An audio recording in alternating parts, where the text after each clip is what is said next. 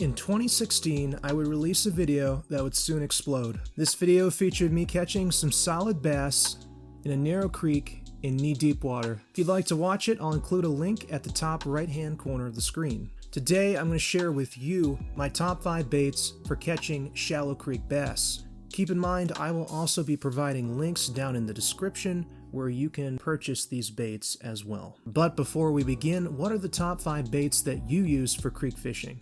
Tell me below in the comments. Keep in mind, all of these baits are to be fished with a light or ultralight setup. Refrain from using anything over that, as doing so will likely reduce their effectiveness. Before we begin, make sure to hit that subscribe button and the bell just so that you won't miss my uploads in the near future. Number 5 on this list is the inline spinner. Most of you are probably unfamiliar with this term, and that's okay. The spinnerbait that you're most likely accustomed to is called a tandem spinnerbait, as it has multiple blades, usually 2. In contrast, inline spinners have only 1 blade usually, and just a single treble hook. Side note, I don't have any of these baits in front of me, and my creek box is still packed away somewhere, so rather than tracking that stuff down, I'll just put an image of the bait somewhere on the screen. While contrary to popular belief, tandem spinnerbaits are still effective in flowing water, I generally prefer to use inline spinners as they tend to run a bit straighter when fished in current. The only drawback to using inline over tandem spinnerbaits in this situation is that inline spinnerbaits are not weedless. You'll have to watch where you cast, but since you're fishing in a creek, everything is kind of close quarters, so that shouldn't be too much of a problem. There are 2 brands that I commonly use, and those are Rooster Tail and Mepps. Color-wise, I usually bring 2 with me, and that is black and white. Now, I generally use black for clear water and white for murky water. Number 4 is the Rebel Teeny Wee Crawfish. This miniature version of the Rebel Big Craw is an excellent choice. It's common knowledge in the angling community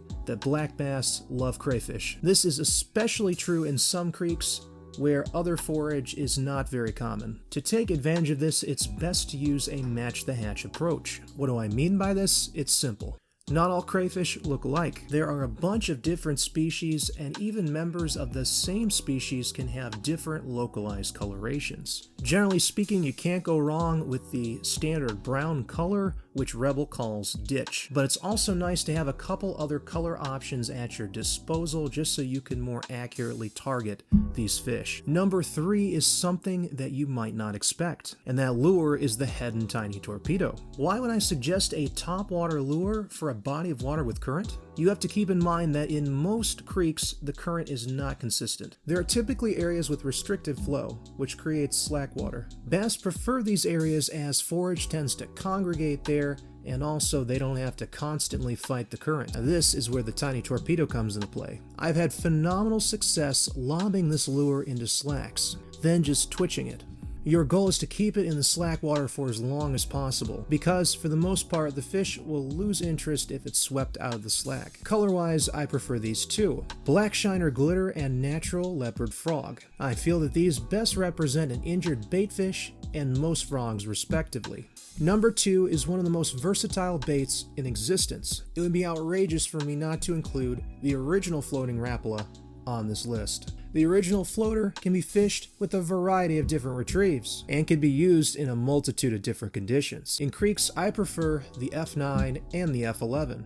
And as far as color goes, don't stress too much. Silver and Fire Tiger are at opposite ends of the spectrum, and for that reason I like to include those 2 colors whenever I'm going creek fishing. And lastly, for number 1, my final recommendation is Texas Rig Creature Baits. These are a perfect, often overlooked option for getting your bait as close as possible to submerged structure without hanging up. Make sure to weight it accordingly to the setup that you're using, and in most cases that would be somewhat less than what you'd normally use. There are many options out there, as lots of brands manufacture excellent creature baits. Do you have a go-to creature bait?